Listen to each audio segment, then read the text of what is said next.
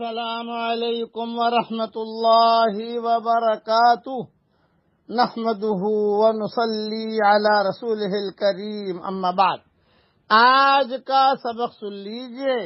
آج کے سبق کی سرخی ہے زنا سے بچیے، پارٹ نمبر 34۔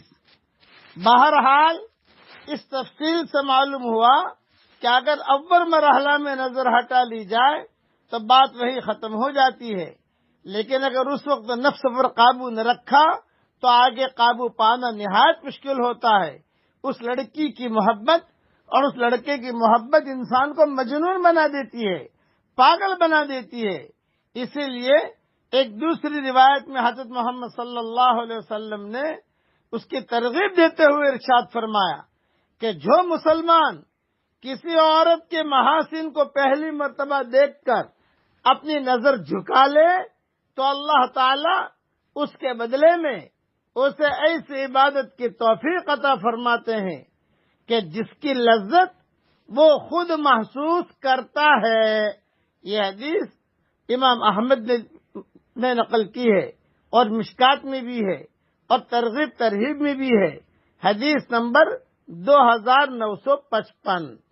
اس لیے ہر مسلمان کو، مردوں کو، عورتوں کو مذکورہ ہدایت پیش نظر رکھنی چاہیے، اور جب بھی ایسے ابتلا اور آزمائش کا موقع پیش آئے تو ہمت سے کام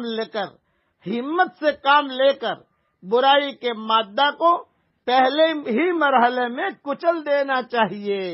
بد نظری جو ہے یہ خطرناک جراثیم ہے، کینسر سے بھی زیادہ خطرناک ہے یہ جراثیم، یہ ذہن میں رکھنا۔ اس لیے بد نظری سے بہت بچنا چاہیے۔ اب میں آپ کو ایک دعا پڑھا رہا ہوں، یہ قرآنی دعا پڑھنے کا بہت اہتمام کیجیے، خاص طور سے آج کل کے نامناسب حالات میں روزانہ صبح شام 3 مرتبہ پڑھ لیجیے۔ پڑھیے میرے ساتھ۔ ربنا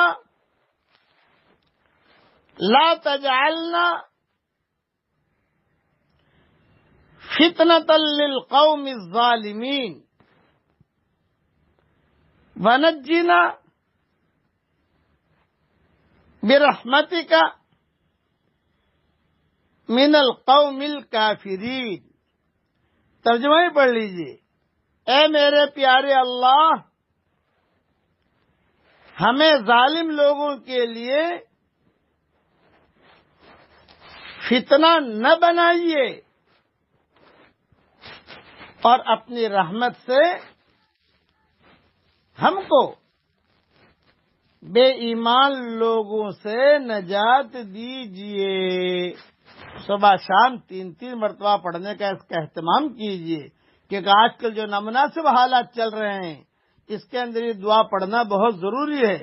یہ قرآنی دعا ہے، سورہ یونس میں یہ دعا موجود ہے، آیت نمبر 85، آیت نمبر 86۔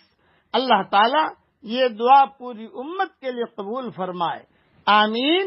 وآخر دعوانا ان الحمدللہ رب العالمین۔ السلام علیکم ورحمۃ اللہ وبرکاتہ۔ اگر آپ حضرات چینل پر نئے ہیں تو چینل کو سبسکرائب، لائک، شیئر ضرور کریں تاکہ حضرت کے سارے بیانات اور وظائف آپ تک پہنچتے رہے۔ اللہ تعالی ہم تمام کو حضرت سے فائدہ اٹھانے کی توفیق عطا فرمائے، آمین۔